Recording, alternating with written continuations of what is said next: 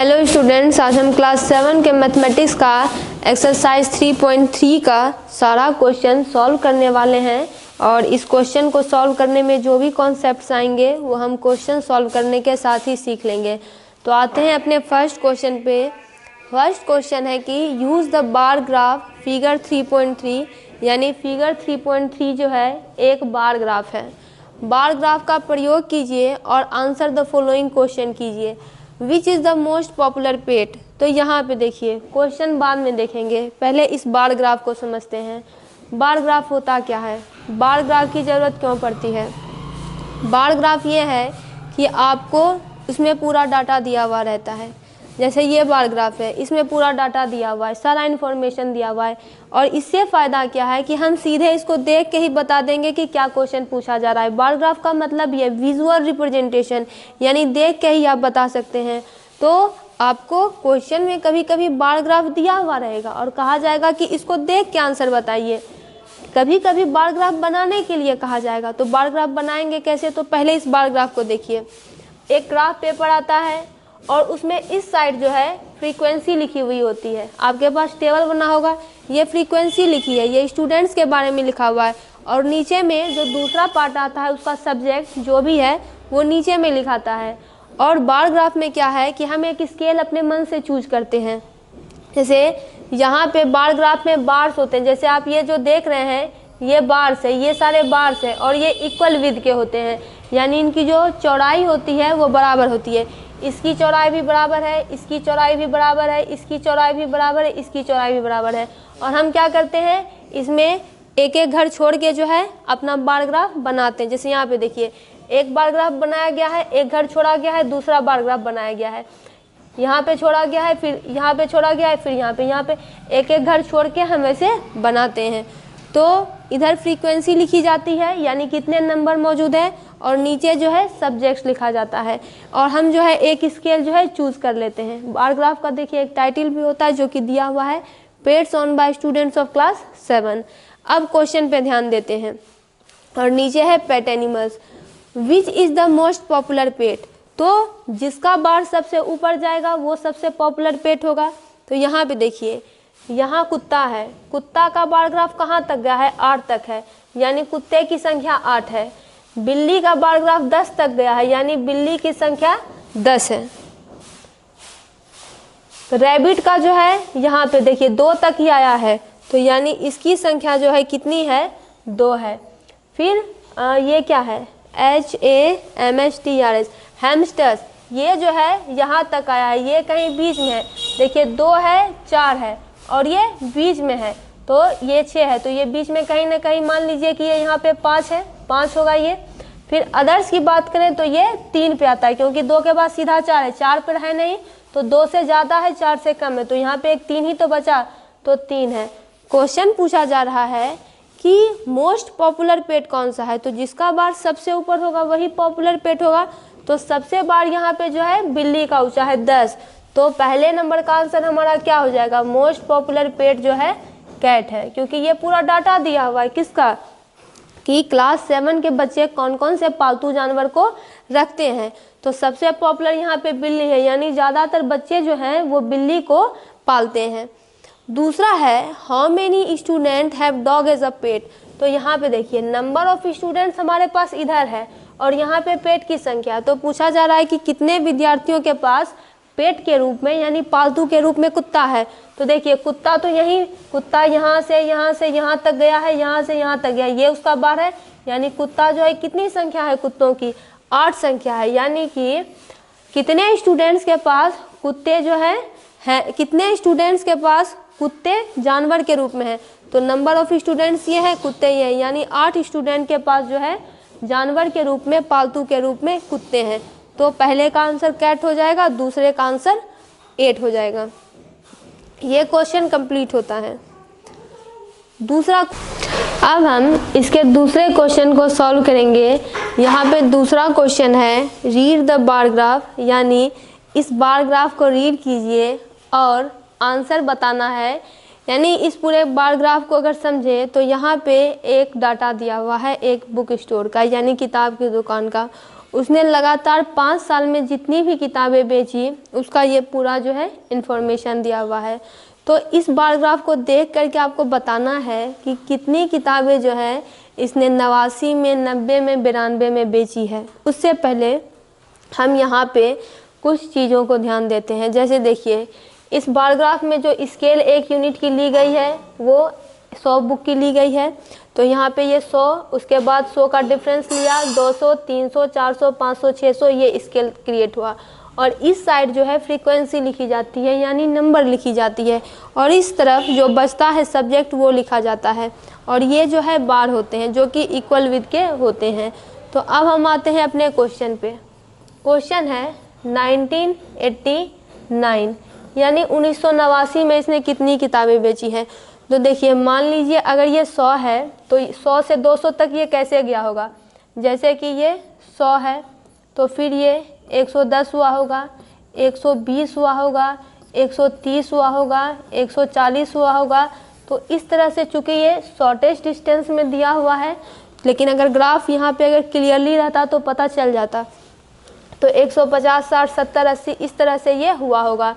तो मान लीजिए कि ठीक से तो यहाँ बताया गया है नहीं, तो मान लेते हैं कि 110, 20, 30, 40, 50, 60 और ये 200 से थोड़ा नीचे है। तो और ये अगर ये थोड़ा ऊपर रहता तो 190 हो जाता, लेकिन ये थोड़ा ही नीचे है तो हम उसको जो है 180 अप्रॉक्स मान लेते हैं कि उसने नंबर ऑफ बुक्स 1989 में जो है 180 बेची हैं। अब दूसरा क्वेश्चन पूछा जाता है कि 1990 में उसने कितनी किताबें बेची है। तो देखिए, अगर 90 में किताब की बात करें तो 90 में उसका यहाँ पे आता है। तो बार ग्राफ अगर एग्जैक्ट यहाँ पे होता तो पता चल जाता, लेकिन यहाँ पे हमें जो है अनुमान लगाना पड़ रहा है। तो यहाँ पे हम मान लेते हैं कि ये 410, 20, 30, 40, 50, 60 और ये इसमें थोड़ा दूरी है, तो अप्रॉक्स हम 475 इसको लेके चलते हैं। फिर हमारे पास आता है 92, 1992 में इसने कितनी किताबें बेची हैं। तो ये कुछ इस तरीके से यहाँ पे दिया हुआ है। तो ये 250 से कम है और 200 से ज़्यादा है। तो 10, 20, 30 या फिर यहाँ पे है तो इसे हम अप्रॉक्स 225 यहाँ पे मान लेते हैं।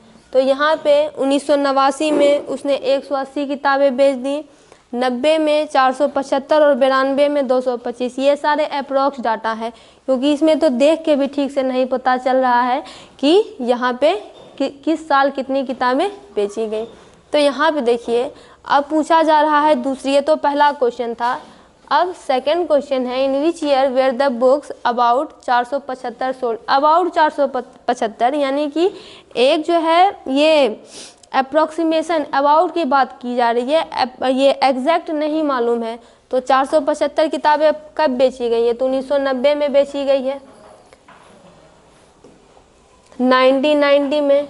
फिर आता है 225 किताबें लगभग कब बेची गई हैं। तो यहाँ पे देखिए, तो 225 किताब कब बेची गई है, तो 1992 में बेची गई, यानी पहले का आंसर 90 हो जाएगा और दूसरे का आंसर 1992 हो जाएगा। तो इस तरह से जो है हमारा ये क्वेश्चन सॉल्व होता है। अब इसमें कुछ और क्वेश्चन दिया हुआ है।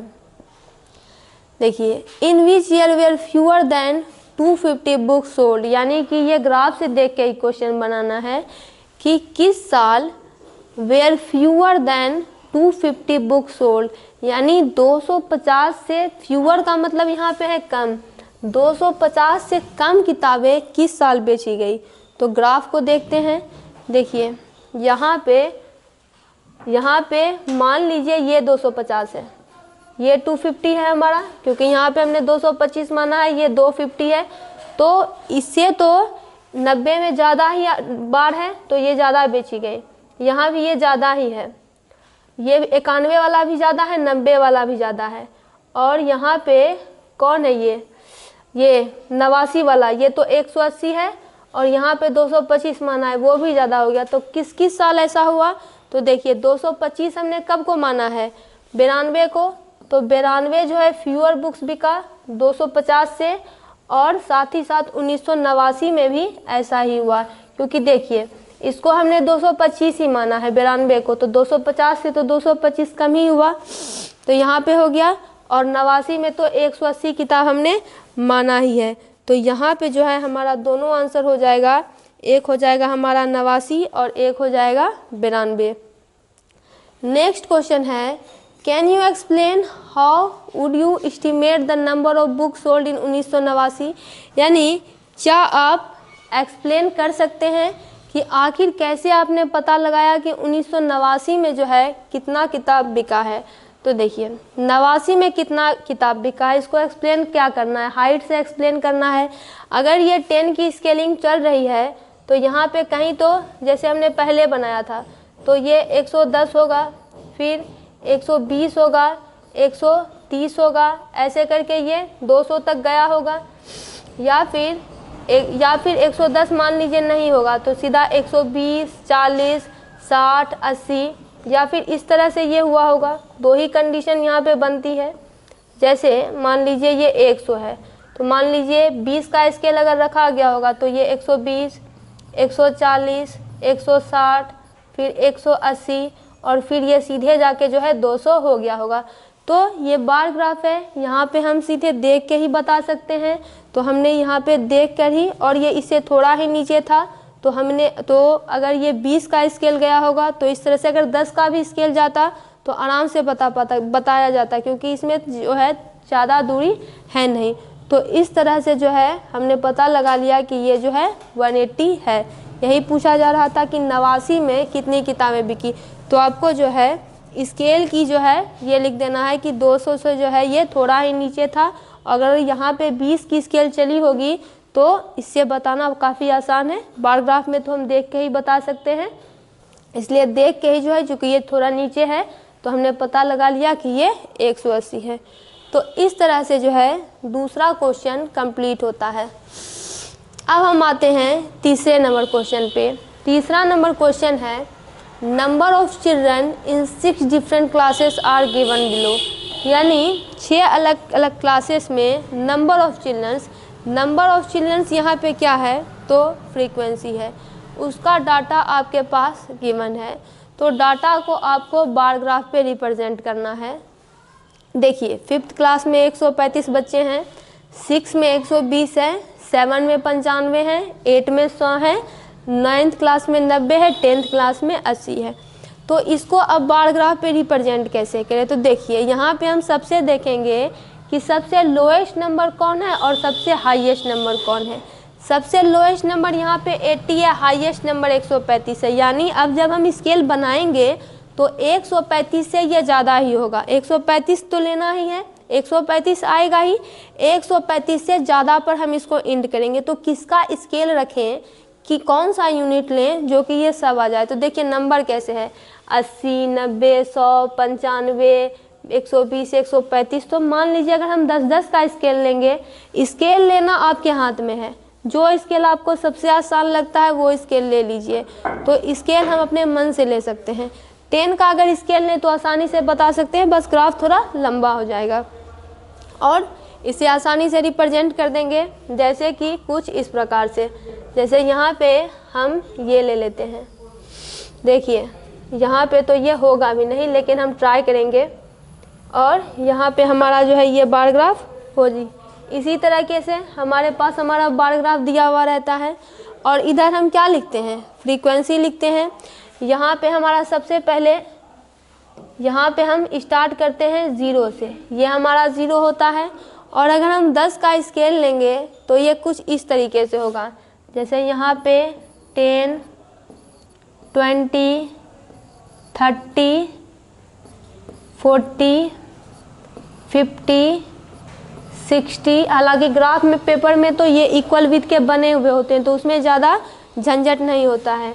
फिर होगा 70, फिर होगा 80, फिर होगा 90, फिर ये हो जाएगा 100, ये 110, 120, क्योंकि 10 का स्केल ले रहे हैं तो 10-10 के डिफरेंस पे हम इसको लेंगे। फिर हो जाएगा 130 और फिर ये कितना हो जाएगा 140। 10-10 के डिफरेंस पे ले रहे हैं। देखिए सब में कितना का डिफरेंस है, 10-10 का डिफरेंस है। 80 में से 70 गया 10, 50 में से 40 गया 10, तो 1 यूनिट बराबर हमारा कितना हो गया 10 हो गया।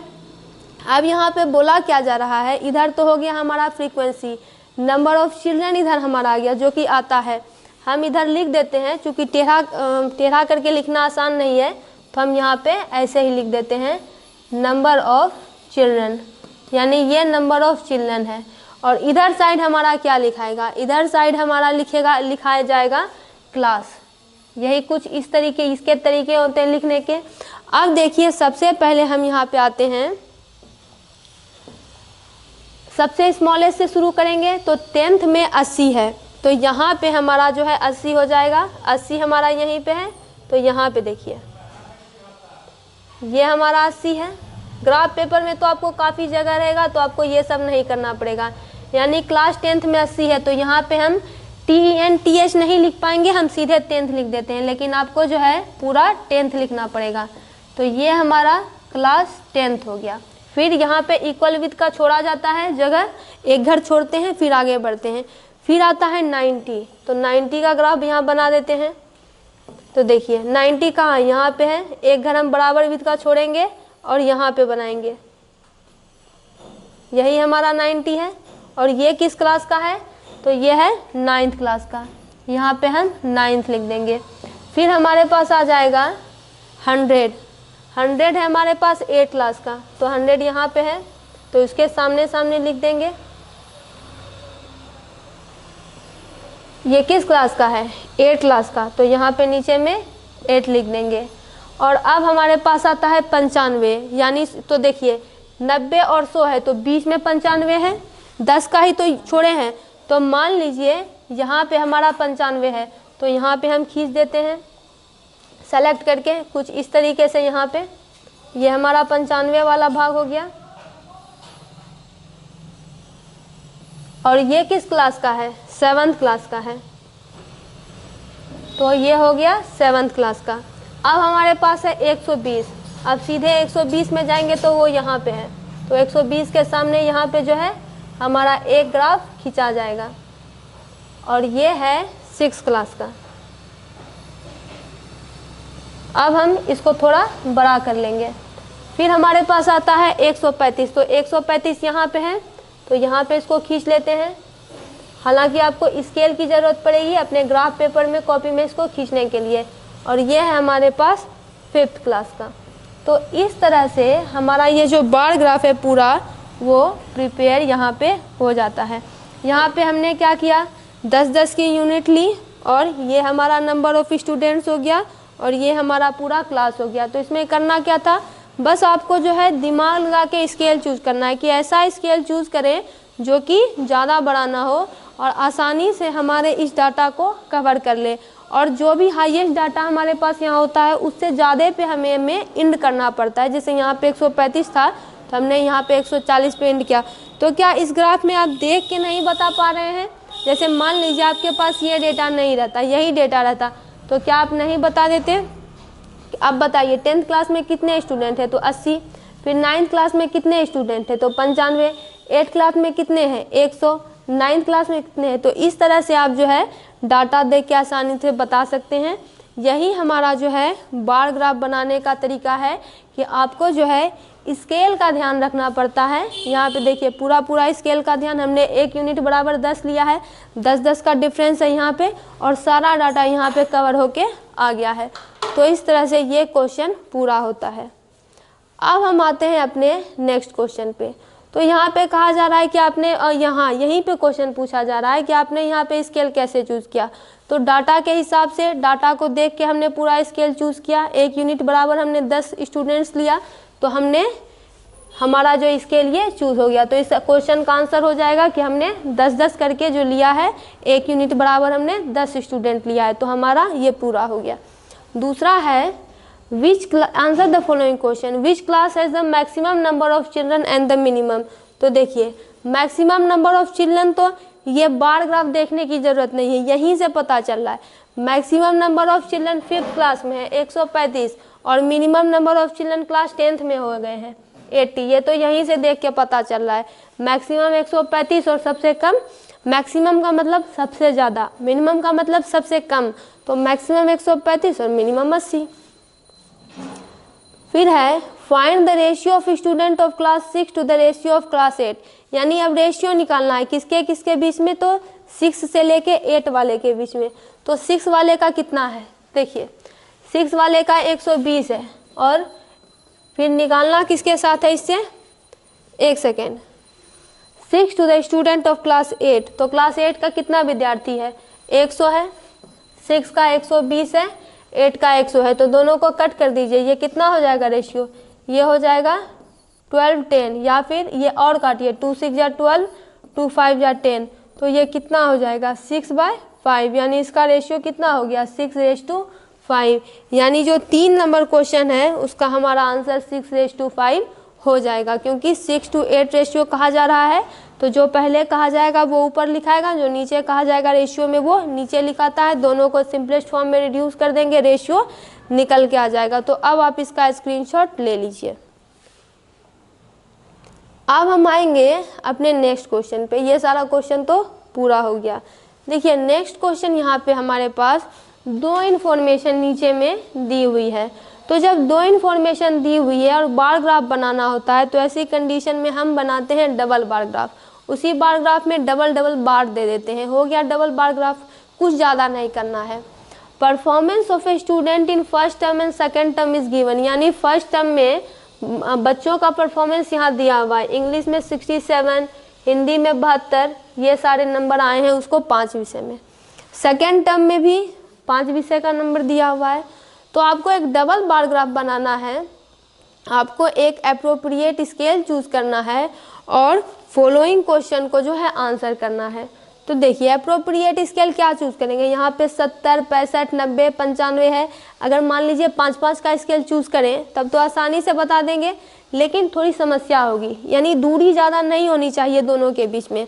तो हम क्या करेंगे 10-10 का स्केल लेते हैं, तो आसानी से बता पाएंगे। तो 10 का स्केल लेंगे, और डबल बार ग्राफ कैसे बनेगा, तो इधर आता है फ्रीक्वेंसी, अगर 10 का स्केल चूज करें तो कैसे बनेगा, तो यहाँ पे देखिए इसको यहीं पे खींचते हैं और इसको यहाँ पे आगे बढ़ाते हैं, इधर साइड फ्रीक्वेंसी लिखाता है, तो इधर फ्रीक्वेंसी कितना हो जाएगा, यहाँ पे हमारा सब्जेक्ट लिखाएगा, यहाँ पे सब्जेक्ट लिख देते हैं, और इधर जो है मार्क्स लिखाएगा, मैक्सिमम मार्क्स जितने उसके पास आए हैं विद्यार्थियों के।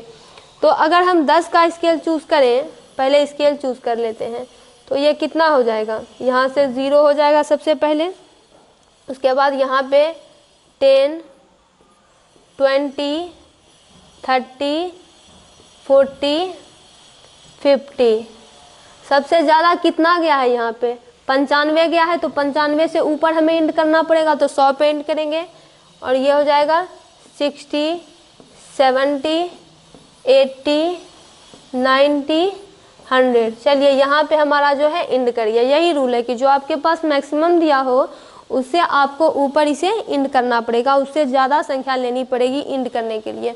अब देखिए डबल बार ग्राफ कैसे बनाएंगे, तो यहाँ पे पहला सब्जेक्ट हमारे पास इंग्लिश है, तो देखिए यहाँ पे तो जगह बच नहीं रहा है, तो करें क्या, काम चला लेंगे।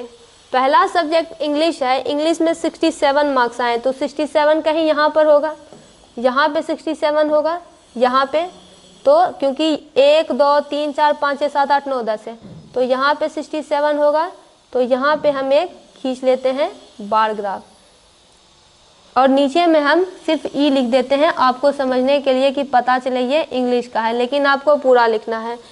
अब उसी स्टूडेंट को 70 नंबर आ गए हैं सेकेंड टर्म में, तो 70 यहाँ पे है, तो 70 को यहाँ पे जो है ये बिल्कुल 70 यहाँ पे बिल्कुल इस तरीके से सट के यहाँ पे जो है आ जाएगा, ऐसे करके इसी के बगल में जो है इसको खींच देंगे, ये कुछ इस तरह से खींचा जाएगा।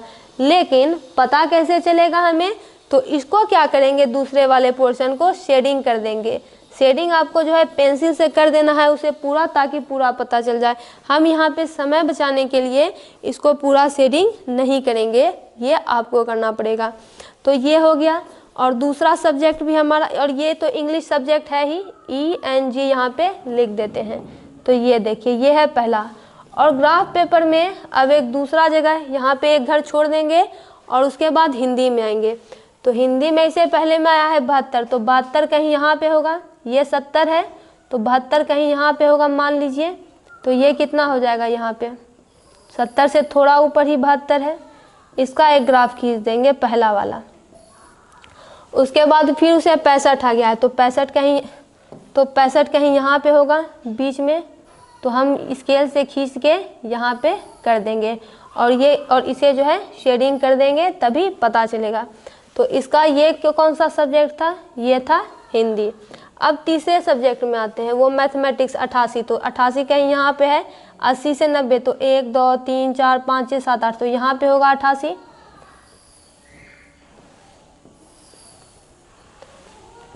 और दूसरा सब्जेक्ट बाद में उसे 95 नंबर आ गया, तो 95 यहाँ कहीं बीच में होगा, तो यहाँ पे इसे खींच लीजिए, यहाँ पे खींच लीजिए और यहाँ पे खींच लीजिए और इसको शेडिंग कर दीजिए। सब्जेक्ट कौन सा है, ये मैथमेटिक्स है, तो यहाँ पे एम हम डाल देते हैं। अब आते हैं इसके साइंस सब्जेक्ट पर जो कि है 81, तो 81 कहीं यहाँ पे होगा, तो 81 में यहाँ खींच लेते हैं। ये हो गया पहला 81, और उसके बाद ये है 85, तो 85 कहीं यहाँ पे होगा, इससे थोड़ा ऊपर, तो इसे थोड़ा ऊपर हम खींच देते हैं 85 और इसको जो है पूरा का पूरा शेडिंग कर देंगे तो पता चल जाएगा कौन सा सब्जेक्ट है। ये साइंस था, तो यहाँ पे आपको साइंस लिख देना है। फिर है सोशल साइंस, उसमें आया है 73 कहीं यहाँ पे है, और फिर है 75, तो 75 थोड़ा जो है इससे ऊपर हो जाएगा और इसको जो है दूसरे वाले को ठीक से शेडिंग कर देना है। तो ये है हमारा डबल बार ग्राफ, यही हमारा जो है ओवरऑल बार ग्राफ बन के आया। यहाँ पे आप लिख देंगे कि ये जो खाली वाला पोर्शन है ये जो है फर्स्ट टर्म को इंडिकेट कर रहा है, ये आपको मेंशन करना पड़ेगा। और जो हम शेडेड वाला पोर्शन किए हैं इसको पूरा जो है पेंसिल से शेड कर देना है, ये सेकेंड टर्म को डिनोट कर रहा है। और स्केल तो है हम अपने मन से ही हमने इसे लिया है। यहाँ पे मार्क्स लिखना हम भूल गए हैं, देखिए यहाँ पे हम मार्क्स लिख देते हैं इस प्रकार से, और ये हमारा सब्जेक्ट है इस प्रकार से, यानी ये सब्जेक्ट यहाँ पे डिनोट कर रहा है, ये पूरा यहाँ पे मार्क्स डिनोट कर रहा है। तो ये हमारा ओवरऑल जो है डबल बार ग्राफ बन के आ गया है। अब हम देखेंगे कि क्या इसमें कोई क्वेश्चन हमसे पूछा जा रहा है जिस क्वेश्चन का आंसर कि हमको करना है। तो ध्यान दीजिए, देखिए यहाँ पे क्वेश्चन है, in which subject has the children improved his performance the most, यानी किस सब्जेक्ट में बच्चों ने अपना परफॉर्मेंस ज़्यादा जो है बढ़ा लिया है। तो देखिए ये 67 था तो ये 70 हुआ, ये 72 था तो ये 65 हुआ। यहाँ पे देखिए इसमें इम्प्रूव किया है, पहले 67 था तो 70 हुआ, कितने का 70 से 67, तो यहाँ पे 3 का इसमें इम्प्रूवमेंट हुआ है, 3 नंबर ज़्यादा इसको आया है। फिर लेकिन यहाँ 72 था तो ये 65 हो गया, चलिए इम्प्रूवमेंट नहीं हो पाया। 88 था तो 95 हो गया, कितने नंबर की बढ़ोतरी हो गई, 7 नंबर की बढ़ोतरी हो गई। देखिए यहाँ पे 81 था तो 85 हो गया, यहाँ भी बढ़ोतरी हुई लेकिन मात्र 4 नंबर की। 73 से 75 हो गया, बढ़ोतरी तो हुई लेकिन 2 नंबर की। तो सबसे ज़्यादा यहाँ पे कितने नंबर उसे मिले, किस सब्जेक्ट में उसे ज़्यादा नंबर मिल गए, तो ये मैथमेटिक्स में ऐसा हुआ, यानी उसने किस में ज़्यादा इम्प्रूवमेंट कर ली, तो उसने मैथ के विषय में जो है ज़्यादा इम्प्रूवमेंट कर ली। कैसे पता चला, तो माइनस करके देखिए, पहले 67 था तो 70 आया, तो 3 नंबर ही ज़्यादा ले आए, यहाँ पे तो घट ही गया, 72 था तो 65 हो गया, तो इसको देखना ही नहीं है। लेकिन यहाँ पे 7 नंबर बढ़ गया, यहाँ पे 4 यहाँ पे 2, तो घटा के आपको देखना पड़ेगा कि किस में कितना है। हम तो यहाँ पे डायरेक्ट बना रहे हैं, यानी किस सब्जेक्ट में बच्चों ने ज़्यादा इम्प्रूवमेंट कर ली, तो मैथ विषय में ज़्यादा इम्प्रूवमेंट कर ली। कितने नंबर की, तो 7 नंबर की बढ़ोतरी हो गई है। फिर आता है in which subject is the improvement list, साफ ही पता चल रहा है कि सब सब्जेक्ट में इम्प्रूवमेंट हुआ है। सबसे कम इसमें हिंदी वाले में हो गया, पहले 72 था बाद में 65 हो गया, कितने नंबर घट गए, तो देखिए 5 2 7, 7 नंबर की कमी हो गई है, 7 नंबर जो है कम आए हैं पिछले बार से, तो इसका आंसर हिंदी हो जाएगा। फिर has the performance gone down in any subject, क्या परफॉर्मेंस गिरा भी है किसी सब्जेक्ट में, बिल्कुल गिरा है, यस। किस सब्जेक्ट में गिर गया, तो हिंदी विषय में गिर गया, 7 नंबर जो है बच्चों को कम आया है पिछले बार से, यानी यहाँ परफॉर्मेंस डाउन हो गया है। तो ये क्वेश्चन यहाँ पे पूरा हो जाता है। अब हम आते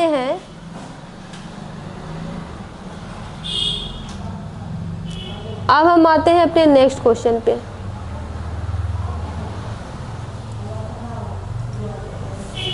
देखिए नेक्स्ट क्वेश्चन हमारे पास है 5 नंबर, और 5 नंबर भी जो है हमारा पूरा का पूरा जो है डबल बार ग्राफ ही दिया हुआ है। यानी यहाँ पे कहा जा रहा है कि इस डाटा को देखिए, कंसीडर कीजिए, जो कि किसी कॉलोनी के सर्वे से लिया गया है। क्या है कि फेवरेट स्पोर्ट है वॉचिंग पार्टिसिपेटिंग, यानी क्रिकेट में लोग देखते कितने हैं तो 1240, पार्टिसिपेट कितने हैं 620, यानी 620 लोग जुड़ते हैं देखते हैं 1240। बास्केटबॉल देखते हैं 470, लेकिन 320 लोग उसमें भाग भी ले लेते हैं। स्विमिंग की बात करें तो 510 लोग जो है वॉच करते हैं और पार्टिसिपेट 320 करते हैं। ऐसे करके ही जो है ये पूरा डाटा दिया हुआ है। तो क्वेश्चन क्या बोल रहा है? क्वेश्चन बोल रहा है कि डबल बार ग्राफ बनाइए, एप्रोप्रिएट स्केल चूज कीजिए। What do you infer from the bar graph? Infer का मतलब आप इस बार ग्राफ से जो है कौन सा इंफॉर्मेशन निकालते हैं। तो यहाँ पे सबसे पहले हम क्या करेंगे, एक डबल बार ग्राफ बनाएंगे। तो डबल बार ग्राफ अगर बनाएं तो इसके लिए क्या करना पड़ेगा? बहुत आसान है। पिछले बार जो ही हमने बनाया बिल्कुल वही करेंगे। इसको इस तरीके से खींच दीजिए, इसको इस तरीके से खींच दीजिए। यहाँ पे क्या हो जाएगा, यहाँ पे वॉचिंग पार्टिसिपेटिंग वाला पोर्शन यानी फ्रीक्वेंसी आएगी और नीचे में हमारा सब्जेक्ट आ जाएगा। तो इसके लिए स्केल चूज़ करना पड़ेगा। तो देखिए कैसे है, 1-100 का अगर स्केल चूज़ करेंगे तो काम बन जाएगा, क्योंकि सब जो है 250, 100 फिर 1250 तक है। यहाँ पे देखेंगे कि मैक्सिमम कितना जा रहा है। तो देखिए मैक्सिमम 1240 जा रहा है। तो हमें कहाँ पे इसको इंड करना पड़ेगा? तो 1300 पे इंड कर देंगे, यही ठीक रहेगा। अगर 100 का स्केल लेंगे तो मान लीजिए यहाँ से 0 से स्टार्ट करते हैं और 100 का स्केल लेते हैं, कितना हो जाएगा? 100, 200, 300, 1-100 का स्केल ले रहे हैं, यानी 1-100 की दूरी पर इसको रख रहे हैं। फिर ये हो जाएगा 400, 500, 600, 700, 800, 900, फिर हो जाएगा 1000, फिर 1100, 1200 और उसके बाद हम आएंगे 1300 पर। अब यहीं पे एंड कर देंगे, क्योंकि 1240 से जो है हमको हर हालत में ज़्यादा लेना है। अब चूँकि डबल बार ग्राफ बनाना है तो देखिए सबसे पहला आता है क्रिकेट का। तो यहाँ पे नीचे में सी लिख देंगे। कितने लोग देखते हैं? 1240 लोग देखते हैं। तो 1240 लोग कहीं यहाँ पे होंगे, तो इसका एक स्केल खींच दीजिए। ये हो गया पहला ग्राफ। दूसरा क्या है, वही लोग पार्टिसिपेट भी करते हैं, यानी वॉचिंग करते हैं क्रिकेट को 1240, पार्टिसिपेट करते हैं 620। तो ये पूरा डाटा हमारा क्रिकेट, तो ये पूरा डाटा क्रिकेट का ही तो हुआ। यानी क्रिकेट यहाँ पे अगर हम लिखें तो इसको वो देख रहे हैं 1240, पार्टिसिपेट कर रहे हैं 620, तो 620 कहीं यहाँ पे होगा, यहाँ पे। तो इसका बार ग्राफ कुछ इस तरह से बन के आएगा। यानी ये वाले जो लोग हैं, आपको ये नीचे में मेंशन भी करना पड़ेगा कि ये वाले जो लोग हैं नीचे में वो वॉच कर रहे हैं। ये क्रिकेट है, जो इसको वॉच कर रहे हैं, इसको जो है वो क्या कर रहे हैं, पार्टिसिपेट कर रहे हैं। तो पार्टिसिपेट वाले को हमें जो है पूरी तरह से पेंसिल कलर से स्केच कर देना पड़ेगा। पूरे पेंसिल इसमें आप जो है कर दीजिएगा, ताकि जो है पता चल जाए कि ये पार्टिसिपेट करने वाला है और ऊपर वाला जो है वॉच करने वाला है। अब ये था क्रिकेट का डाटा। अब दूसरे डाटा पे जाते हैं। दूसरा डाटा है बास्केटबॉल का। बास्केटबॉल में 470 लोग हैं, तो 470 कहीं यहाँ पे होगा, एक घर छोड़ेंगे। यहाँ पे 470 कहीं यहाँ पे होगा, एक घर छोड़ेंगे और यहाँ पे इसको बना देंगे। वो इक्वल विथ का होता है, तो ग्राफ पेपर में आपको दिक्कत नहीं होगी। फिर 320, तो 320 कहीं यहाँ पे होगा। और ये डाटा किसका है? बास्केटबॉल का। ये बास्केटबॉल का डाटा है, इसको हमें जो है शेड कर देना है। तीसरा डाटा स्विमिंग का है। तो स्विमिंग में 510 लोग, 510 कहीं यहाँ पे होगा, इससे थोड़ा ऊपर यहाँ पे उसे बना देते हैं। और फिर है 320, यानी ये भी यहीं पे बनेगा। ये डाटा है स्विमिंग का S, और इसको शेड कर देना है। फिर है हॉकी में 430 लोग, 430 कहीं यहाँ पे ऊपर है, यहाँ पे है 430, तो इसको यहाँ पे खींच लेंगे। और फिर है 250, तो 250 कहीं यहीं पे है, इसको शेड कर देना है। ये डाटा हमारा हॉकी का है। अब लास्ट हमारे पास एथलेटिक्स का डाटा बचता है 250, तो 250 तो यहीं पे हो जाएगा। ये है पूरा का पूरा, थोड़ा देर पहले भी हमने देखा है। और फिर है 15, तो 15 कहीं यहाँ पे है, कुछ इस तरीके से इसको शेड कर देना है। और ये पूरा डाटा जो है एथलेटिक्स का है। तो इस तरह से हम बता देंगे कि जैसे देखिए वॉचिंग करने वाले को हमने ये लिया है, जो कि वॉचिंग कर रहे हैं, ये सब चीज़ वॉचिंग वाले हैं। और जिसको हमने कि पूरी तरह से आपको पूरा सेट कर देना है, वो हमारा पार्टिसिपेट करने वाला, ये आपको पूरा लिखना है। और ये हमारा क्या है नीचे में, ये हमारा स्पोर्ट्स है, सब्जेक्ट जो है नीचे लिखाएगा। और यहाँ पे जो है हमारी फ्रीक्वेंसी दी गई है कि कितने नंबर है, यहाँ आपको नंबर मेंशन कर देना है कि नंबर ऑफ पीपल ही इतने हैं। तो ये हमारा डबल बार ग्राफ बन के जो है तैयार हो गया। अब बार ग्राफ जब दिया जाता है तो उसे कुछ क्वेश्चंस भी पूछे जाते हैं। क्वेश्चन पे ध्यान दीजिए। क्वेश्चन है आप इस बार ग्राफ से क्या इन्फर करते हैं। तो देखिए बार ग्राफ से क्या इन्फर करते हैं कि हम जो है देख के ही आसानी से बता देंगे कि अब कौन क्या है। आप देख के ही बता सकते हैं कि यहाँ पे जो है इसमें इतने लोग हैं, इसमें इतने लोग हैं, इसमें इतने लोग हैं, इसमें इतने लोग हैं, ज़्यादा समय आपका जाएगा नहीं। तो बार ग्राफ से हमें इसका सारा डाटा मिल रहा है, पहला आंसर हो गया। दूसरा है कौन सा स्पोर्ट ज़्यादा पॉपुलर है। तो यहाँ पे देखिए ज़्यादा पॉपुलर यहाँ पे क्रिकेट हो जाएगा। 1240 लोग यहाँ पे वॉच कर रहे हैं, जो जिसकी सबसे ज़्यादा संख्या होगी वो ज़्यादा पॉपुलर हो जाएगा। देखिए यहाँ पे ज़्यादा पॉपुलर, यहाँ पे मान लीजिए हम सबको जोड़ के भी निकालें तो यहाँ पे तो ये अकेले ही 1240 हो जाएगा, ये 620 हो जाएगा। तो सबसे ज़्यादा ऊपर ग्राफ किसका जा रहा है। देखिए इन दोनों को अगर मिला दें, क्रिकेट की बात करें वॉचिंग पार्टिसिपेटिंग में, तो मिलाने की ही बात की जा रही है, यानी कि किसका ज़्यादा संख्या है, ये दोनों का जोड़ पूछ रहा है। तो देखिए सब डाटा तो यहाँ पे नीचे है, ये दोनों सबसे ऊपर है, यानी क्रिकेट जो है सबसे ऊपर है। यही फ़ायदा है बार ग्राफ का कि देख के ही बता देंगे कि कौन बड़ा है कौन छोटा है। फिर आता है विच is the most preferred watching और पार्टिसिपेटिंग ऑन स्पोर्ट, यानी सबसे ज़्यादा लोग किसे प्रेफर कर रहे हैं, वॉचिंग या पार्टिसिपेट करने को। तो देखिए वॉचिंग में कितना है, पार्टिसिपेटिंग में कितना है। तो वॉचिंग में 1240 यहीं पे हो गया, 470 यहाँ पे। तो मान लीजिए अगर आप इसको देख के ही बताइए वॉचिंग कितना है, वॉचिंग का एक डाटा इतना ऊपर है, फिर इतना है, फिर इतना है, फिर इतना है।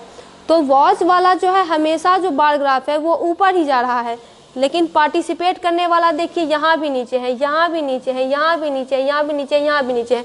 यानी वॉचिंग करना जो है लोग ज़्यादा प्रेफर कर रहे हैं। और ये बार ग्राफ से देखकर ही यहाँ पे पता चल रहा है कि देखिए वॉचिंग वाला डाटा कितना ऊपर है, और उसके साथ में जो है पार्टिसिपेट वाला वो इससे नीचे है, वो इससे नीचे है। यानी लोग वॉच करना ज़्यादा पसंद कर रहे हैं उसमें पार्टिसिपेट करने से, और ये जो है देख कर ही यहाँ पे साफ साफ पता चल रहा है। तो इस तरह से ये क्वेश्चन 5 नंबर जो है हमारा पूरा होता है। अब हमारे पास आता है इसका लास्ट क्वेश्चन। अब हम सॉल्व करेंगे इसके नेक्स्ट क्वेश्चन को। नेक्स्ट क्वेश्चन है कि take the data giving the minimum and maximum temperature of various cities given in the beginning of the chapter, यानी इस चैप्टर के शुरू में ही यानी 3.1 फिगर में ही एक टेबल दिया हुआ है जिसमें सिटीज़ के मैक्सिमम और मिनिमम टेम्परेचर का डेटा दिया हुआ है। ये वाला है मैक्सिमम टेम्परेचर, ये वाला है मिनिमम टेम्परेचर। क्वेश्चन है कि एक bar graph, double bar graph draw कीजिए और इस डाटा के मदद से।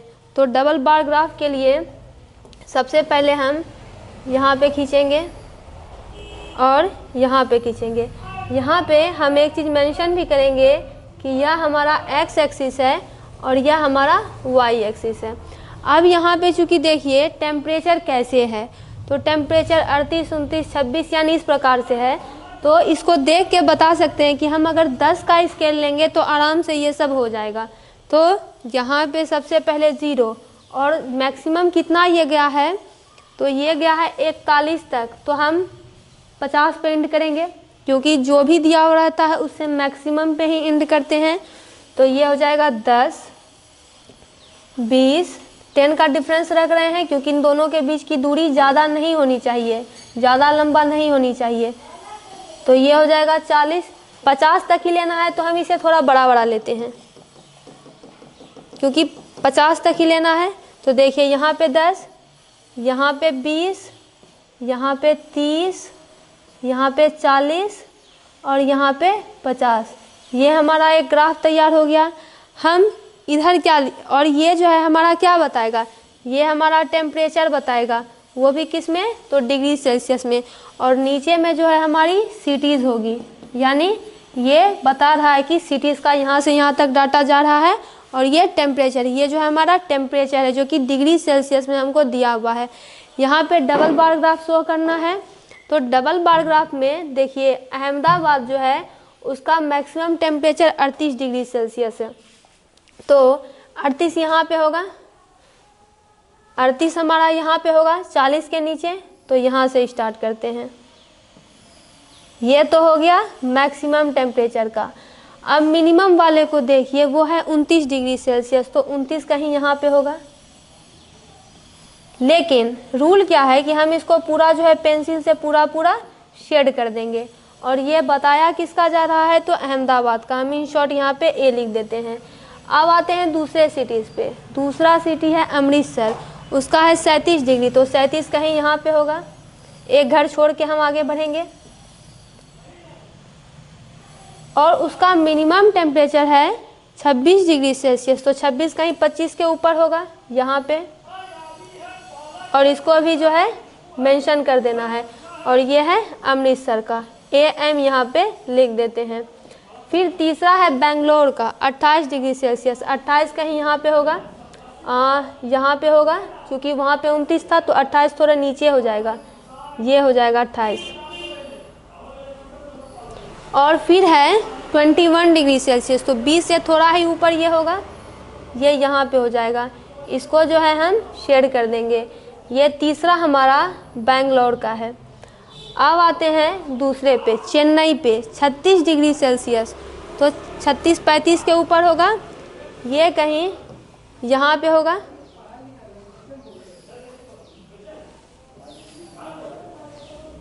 और उसके बाद उसका मिनिमम है चेन्नई का 27। तो 27 यहाँ पे कहीं होगा, तो यहाँ पे इसको मेंशन कर देते हैं और इसको शेड कर देंगे। ये हुआ चेन्नई का। अब देखिए ये तो और बढ़ेगा यहाँ पे ये स्केल, तो ये कुछ यहाँ पे जाएगा और x को जो है हम उठा के वहाँ ले जाएंगे।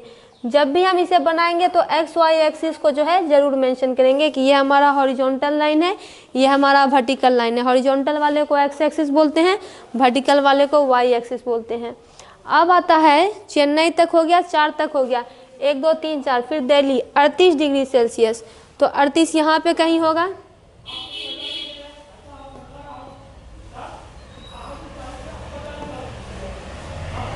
यहाँ पे कहीं 38 होगा, 40 के थोड़ा नीचे। तो ये है दिल्ली का। फिर 28 डिग्री सेल्सियस। तो 28 कहीं यहाँ पे होगा, तो यहाँ पे मेंशन कर देते हैं और इसको शेड कर देंगे। तो ये हो गया दिल्ली का। फिर आता है जयपुर, इसका हो जाएगा 39 डिग्री सेल्सियस। तो ये यहाँ पे कहीं होगा, यहाँ पे इसके थोड़े नीचे। तो ये हो जाएगा कुछ इस प्रकार से। और फिर है 29 डिग्री सेल्सियस। तो 29 यहाँ पे हो जाएगा,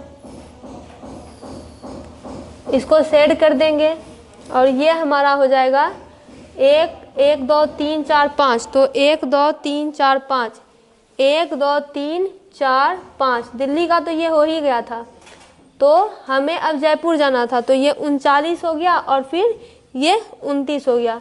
तो ये जयपुर का हो गया। अब यहाँ पे जो है क्योंकि हमारे पास जगह की कमी हो गई है, तो हम क्या करते हैं, इसको सेलेक्ट करके इधर लेके आते हैं। तो बस इससे जो डॉट जहाँ पे है वो वाला पार्ट, ये एक सेकेंड, ये पूरा सेलेक्ट नहीं हो पाया है, इसे पूरा सेलेक्ट करते हैं।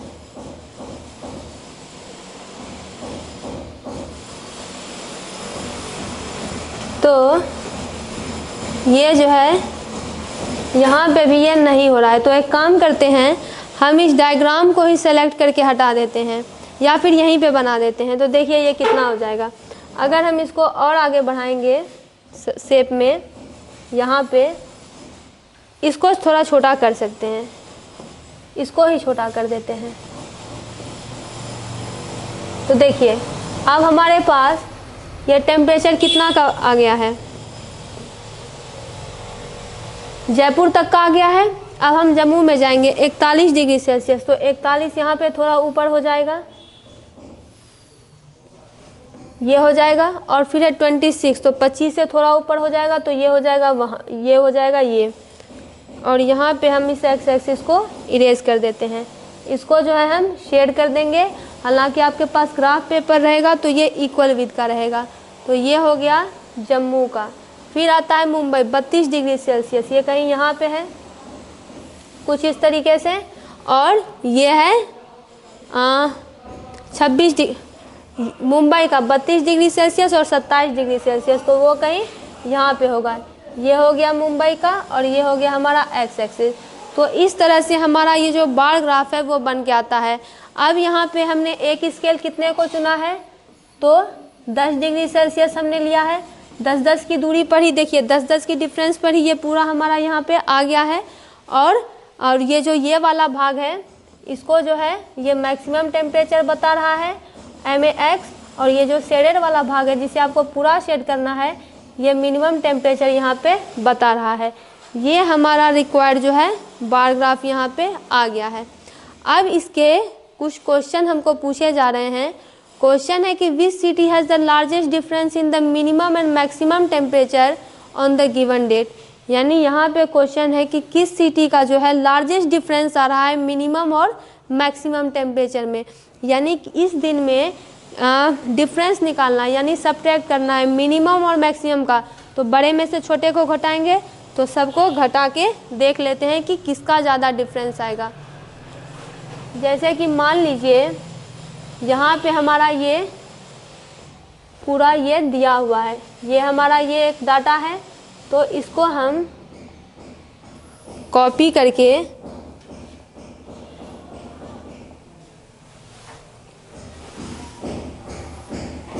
नहीं ले जा सकते हैं, तो इसको हम बैक ले लेते हैं और यहीं पे जो है इसको सॉल्व करते हैं।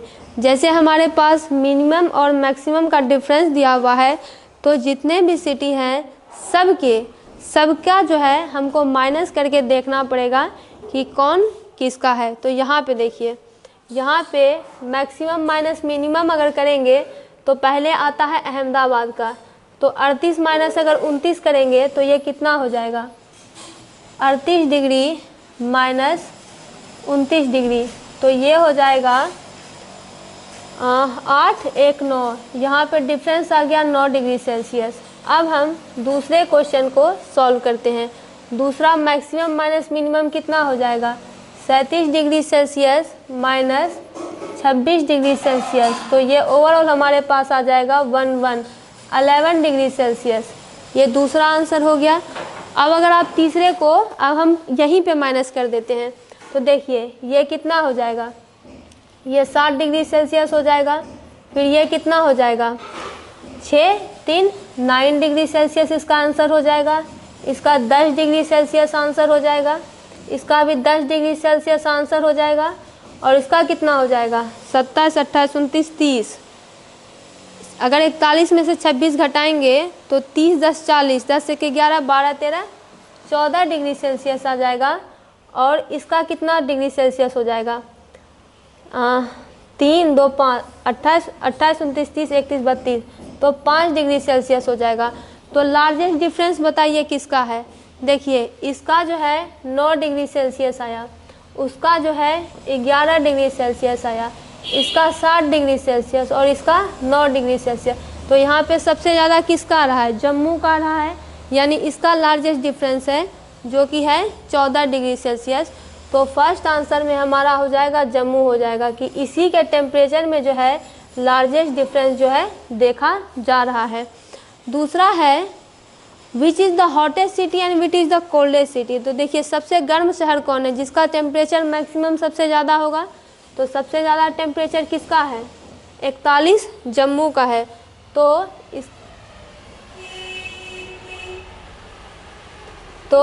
इसका दूसरा आंसर का पहला आंसर होगा कि लार्जेस्ट हॉटेस्ट सिटी जो है जम्मू है। और कोल्डेस्ट सिटी की अगर बात करें तो सबसे कम टेम्परेचर यहाँ पे किसका है, 27, 26, 29, 28, 21 बेंगलोर जो है सबसे कोल्डेस्ट है। सबसे हॉटेस्ट जम्मू और सबसे कोल्डेस्ट यहाँ पे बेंगलोर हो गया। तीसरा आता है, तीसरे क्वेश्चन पे ध्यान दीजिए। ये कहता है 2 सिटी के नाम बताइए, name 2 cities where maximum temperature and minimum where maximum temperature of one was less than the minimum temperature of other। यानी ऐसे 2 शहरों के नाम बताइए जिसका कि मैक्सिमम टेम्परेचर दूसरे के मिनिमम टेम्परेचर से कम है। तो देखिए ऐसे 2 सिटीज़ कौन है। यहाँ पे एक हमारा हो जाएगा, यहाँ पे ध्यान दीजिए, इसका मैक्सिमम टेम्परेचर 28 है। बेंगलोर पे अगर ध्यान दे तो इसका मैक्सिमम टेम्परेचर 28 है, तो इसका मिनिमम टेम्परेचर दूसरे से, तो देखिए 28 से कम यहाँ पे कौन है, 28, 29, इससे ज़्यादा है 26 जम्मू। बाद बाकी देखिए इसका अगर मैक्सिमम टेम्परेचर यानी पहले वाले का मैक्सिमम टेम्परेचर दूसरे वाले के मिनिमम टेम्परेचर से कम है, तो देखिए बेंगलोर का मैक्सिमम टेम्परेचर और जम्मू का मिनिमम टेम्परेचर, इसका मैक्सिमम टेम्परेचर, इसका यहाँ पे क्वेश्चन है कि where maximum temperature of one was less than the minimum temperature of the other. यानी पहले वाले शहर का जो मैक्सिमम टेम्परेचर है वह दूसरे वाले शहर के मिनिमम टेम्परेचर से कम है, यानी मैक्सिमम वाला ही कम है। तो यहाँ पे अगर हम देखें तो यहाँ पे देखिए यहाँ पे सबसे कम किसका है, सबसे कम यहाँ पे बेंगलोर का ही है और सबसे ज़्यादा यहाँ पे किसका है 29 डिग्री सेल्सियस। तो देखिए इसका जो मिनिमम टेम्परेचर वो ज़्यादा है और इसका मैक्सिमम टेम्परेचर कम है। तो एक शहर हमारे पास हो गया बेंगलोर और अहमदाबाद। यहाँ पे देखिए ये 2 शहर हमारे पास आ गया, एक हो जाएगा बेंगलोर और दूसरा हो जाएगा अहमदाबाद। और क्या कोई शहर है यहाँ पे, तो देखिए क्या कोई और है जिसका मैक्सिमम टेम्परेचर उस दूसरे के मिनिमम से कम है। तो यहाँ पे देखिए क्या कोई शहर है, देखिए यहाँ पे है 29 डिग्री सेल्सियस, इसका मिनिमम टेम्परेचर इसके मैक्सिमम से ज़्यादा है। तो दूसरा बेंगलोर और जयपुर हो जाएगा, यानी ये और जयपुर इसका आंसर हो जाएगा। तीसरा है name the city which has the least difference between its minimum and maximum temperature.